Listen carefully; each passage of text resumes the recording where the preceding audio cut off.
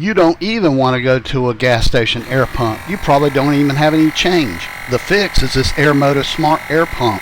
Fill your tires right in your driveway. The number one feature that everybody goes crazy for on this tire inflator is the auto shutoff. You know how you usually have to just stare at the gauge and make sure you don't overfill? Not with this inflator.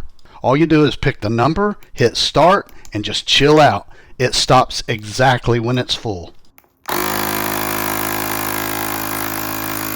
I like to look at the reviews to see if anyone has any downsides about a product. One of the things that were said is that it's kind of slow. Well, slow is not an issue with me. I just want to make sure my tire gets inflated and I can be on my way. Keep in mind, you can put this air pump in your glove box.